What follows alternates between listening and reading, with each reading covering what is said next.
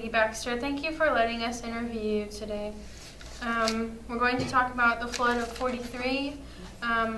Where did you live during that time? I lived in Knox County, Indiana, down at Decker Chapel. It was between the White River and the Wabash River. Where are you living now? San Francisco, Illinois. What do you remember about the flood? Okay. My parents were farmers, and there wasn't much warning about the levee breaking, and we were levee protected.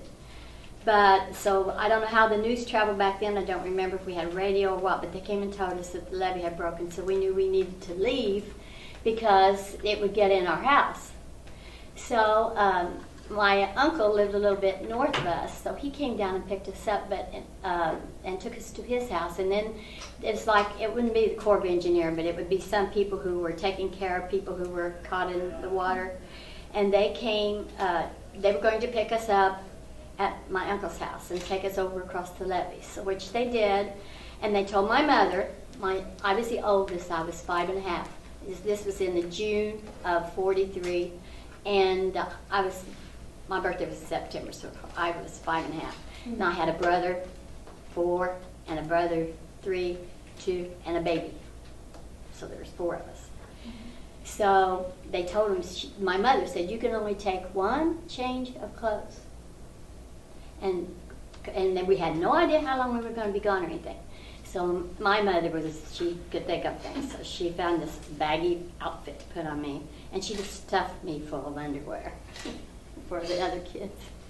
And she said, no, they'll just think you are a chubby little girl. So we went, they came in a boat and picked us up, took us to the levee, and then my uncle that lived in Patoka, Indiana, came up, picked us up, and took us down to my grandma's house, and we stayed there 2 weeks. And then the river went down, but we couldn't go back home because we had to have typhoid shots. So we had a doctor in San Francisco, Dr. Snyder, and they took us on up. I had other grandparents south of Vincennes. So we went up there for a week and came over to get our typhoid shots to San Francisco.